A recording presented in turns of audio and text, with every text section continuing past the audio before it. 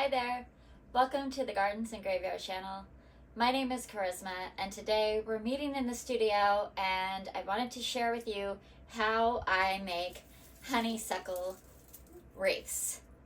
So just like any kind of vine that you might find out there, specifically ones that get a woody stem like wisteria, grape, ivy. Those are the big ones. You could also try clematis, the ones that bloom on old wood, get a kind of a woody stem about the consistency of a honeysuckle, but they tend to be a little bit more thin and a little bit more brittle, so you have to be kind of careful with that. Those are the main ones that I could think of off the top of my head. We're all very familiar with a grapevine wreath. I have an example here. This is a old Christmas wreath that I have in here that I'm going to disassemble and do something different with. But this is a grapevine that someone made at some point, commercially purchased. And then, so they have 2 rings of vine, and then they took a smaller vine and wrapped it, and then wrapped it back around so it made kind of a crisscrossy shape. So that is something that you can do with your vines. You can make them a little bit more uniform. You can make them big, small, whatever. But it's really common to find grape vines in the grocery store. Those are the grocery store, like any kind of like hobby store that you might pick up a wreath, a natural wreath from. They aren't typically made of any other kind of vine. Obviously, you can use whatever you want. You could also use a thorny vine. It's just not something I would want to do. You could use a raspberry or blackberry or any kind of sharp vine like that. If you want it, you could use a thornless vine, a thornless raspberry or blackberry vine. I've never used them, so I'm not sure how well they dry. I do know that my raspberry canes are pretty brittle once they're at that like dried state, so I'm not sure how they would do if you clip them when they're still fleshy and use them, but they're so thorny I've never tried it because I don't grow thornless. And then so anyways, this is my honeysuckle vine. I made a whole bunch of them when I cut back my honeysuckle. My honeysuckle vine that I cut back needed a rejuvenation prune, so everything just got cut back to the ground. So I stripped every single vine off of that plant, and I did not want it to go to waste. So what I did is I just made a whole bunch of this size and stack them up on each other in here.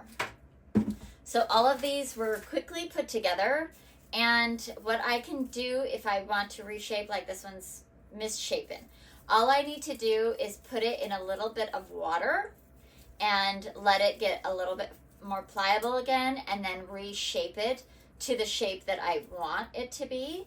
And then I can take some twine, I can take some ribbon, I could add to it. You could see that this is newer vine, like this is like this year's growth probably, and this is the last year's growth. You could see the color differentiation on those. So you can just kind of play with it. You could go ahead and, like some of these are really loosely done, I could put them in some water, unravel it, and use those pieces to bulk up one of these vines.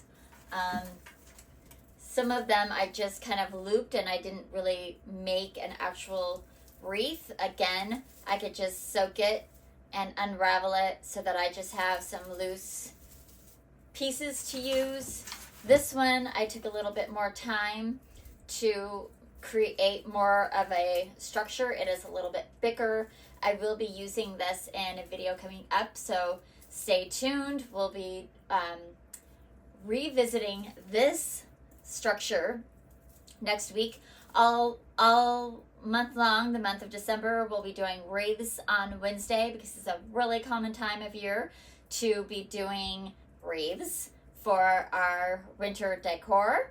So we'll do a white winter wreath with using the honeysuckle vine.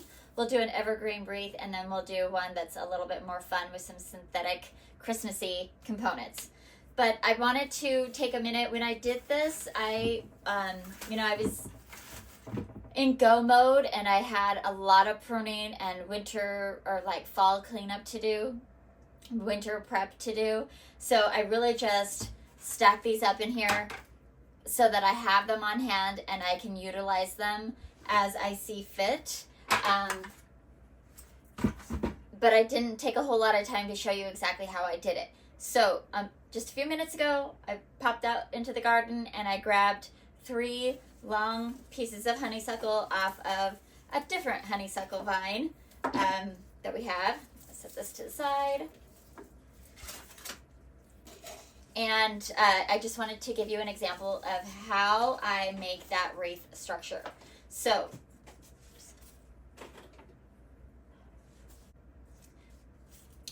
I really enjoy using the honeysuckle vine because I'm not allergic to it. So be aware of that. If you have any kind of an allergy to a vine, use gloves, use caution, don't use that vine. I have a lot of English ivy that I can make vines out of, but I tend to get a rash and really bad hay fever with ivy. One thing I haven't tried doing is just clipping the vines and sticking them in like a tiny bit of bleach water to get all the dust and pollen off of them and see if that would be helpful for me. Might be something I try later this winter. I don't know, because I do have an abundance of it, and it would, the ivy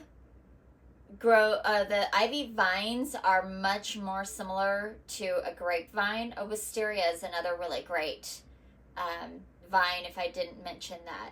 Anything that's going to be a little bit woody is a great vine to use. For these projects, you would not want to use something like a pea vine or a green bean vine. Those are just too delicate and they're not going to dry well, in my experience. If you have different experience than that, let me know in the comments below. Maybe it's just the varieties I've been using. All right, so I've got my very long piece of vine, and you do want them as long as you possibly get them because you're going to have a lot more flexibility in what you create. The first thing I'm going to do is remove all of the leaves. The leaves are just going to dry up and get crunchy and funky looking, so you do not want any of the leaves on there.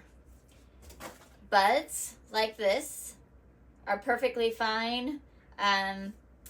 Any like long tendrils that you might end up with, those are okay as well. It gives the vine a little bit of architectural structure and can be a little bit fun and just kind of create a different whimsical effect. Some vines are like really prone to like little curlicues, which can be really fun. So I could just strip this off and just have these stems showing if I wanted to leave those on there. They're not architecturally structured in a way that is pleasing to my eye, so I'm actually just going to remove those twigs as well. All right, so now I have just a stripped vine. I'm going to go ahead and strip all these vines to begin our project.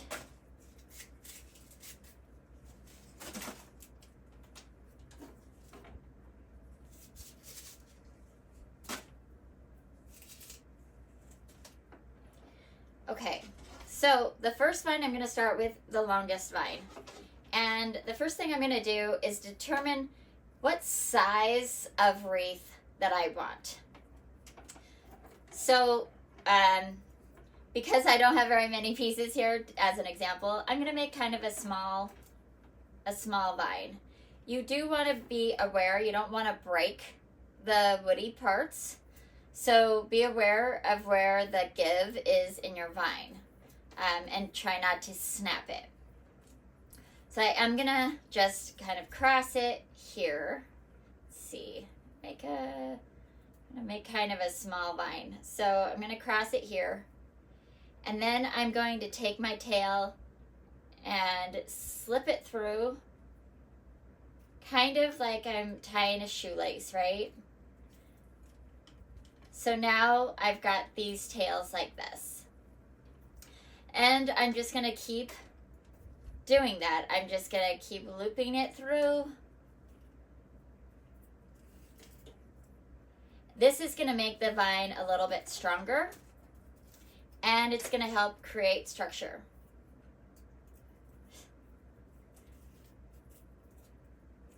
And I'm not forcing it to be too tight.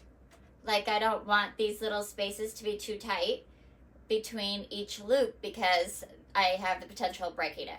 Now you can see that this one kind of wants to come undone, right? So I want to make sure that when I get to this tail end, I'm looping this around that tail to hold it in place and bringing the vine back through.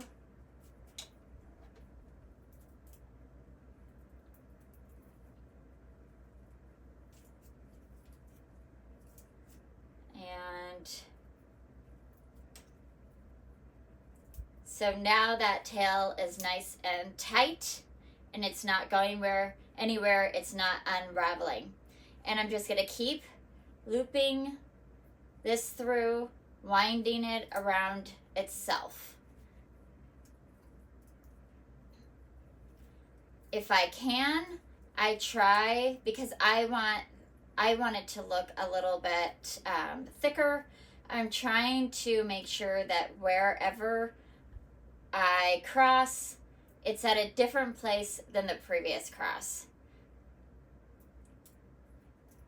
And then I just kind of tuck it in like this, and I could tuck this last piece in between, like so, to hold it like that. All right, now, and see, it kind of disappears, whereas this one is still a good strong one. Now I'm going to take the next size, which I dropped. So the next one, I'm going to do the same thing. I'm going to just slip it through right here like this so that it's the same. And then I'm going to just start pulling it through. This one's a little bit stiffer, a little bit older, so we won't get as many loops out of it. That's okay. I'm just trying to thicken up the wreath. So if it's a little stiffer, we just allow it to bend where it will, and that is it. And we're going to go ahead and slip this through so it just kind of tucks in there. And now we have two kind of sticking up like that. All right. Now we just have this one little thin one left. I could do the same thing.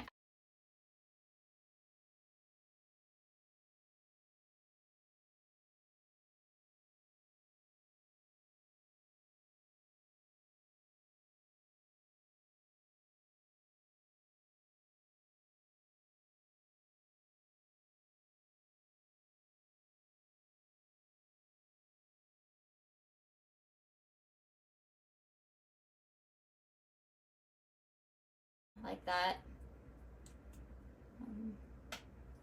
And chances are you're gonna, this is all like self-holding. You might need to take a piece of twine. You might need to wrap more. Let's see, this one came undone. You might need a little piece of wire to hold it. Might just have to play with it a little bit. And then this particular one is still really pliable. So you could still kind of shape it a little and play with it until it's shaped the way you want it to be shaped. I actually really love my wreaths to be slightly asymmetrical when I'm working with wild elements, because I believe that's just the natural way. Our trees and things are not perfectly symmetrical, so this just nods to the natural element of it, opposed to a really hard wreath structure like something like this, which is a really strong symmetrical wreath, right? Opposed to something a little with more natural elements to it. I like using structures like this when I'm doing evergreens, because these, even the grapevine wreaths, tend to be a little bit more brittle and don't hold up underneath the thick branches of evergreens, typically, like when we do those types of wreaths. But this will dry and it will become strong, and we can add all kinds of fun little elements to it. If you don't want to see these little tails, this is a great spot for like a bow or some sort of a thing that you might hang. This to me is like a natural hanging point because I've got this little loop right here. And then I might even, create even more bigger accents to like really, accentuate these little tails. If that was really bothering me after everything was tied on, I could also take my wire and wire it down like this, so I just have the one loop to hang it on. But I could also easily come in here and clip these close to the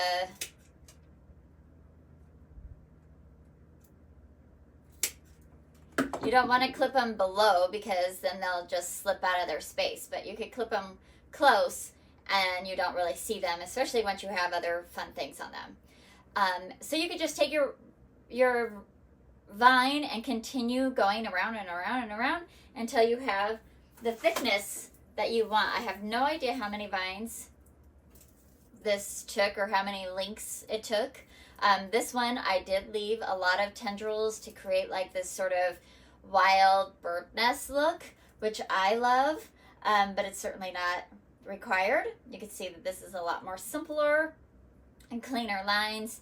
So it's up to you how you want to play with your vines, but I just wanted to give you an idea of how you could work with different vines that might be growing in your gardens, and you might want to make your own vine wreaths. They're really simple, really easy, and like I said, I just did quick loops and threw them in a 5-gallon bucket. Now that did make all the vines fairly small, but like I said, you can also soak them and unravel them, and that way you have a bunch of long vines that you can use to create a different structure, a bigger structure, all that kind of stuff. Because that's the other thing that you can do is to make this longer. Let's try that. If I wanted to make this a little bit bigger, I could take these, and it's going to be a little harder because I did not soak these prior to this video. But if I took a few of these off, a few of them out of here,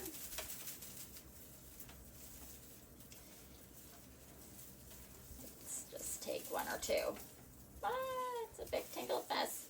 Okay.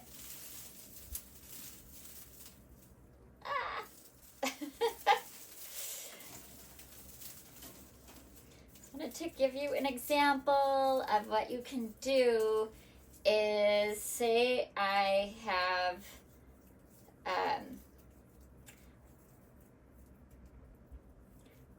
if I wanted to make this wreath really big, I can just have these really close together. This is not gonna work. I could have it really close together like this, or even I could just, if I really wanted to make it big, you know, and then it won't loop on itself, but you'll just need more pieces of vine to make it thick. You know what? Instead of messing with all that, I'm just going to cut this in a couple places to give you an example. Okay, so say I just have a little piece like this, but I want a big vine. So what I can do is I could take this piece, cross it here, and take this piece, open it up, put it over here. So then I have two tails that I'm working with, and start wrapping them together.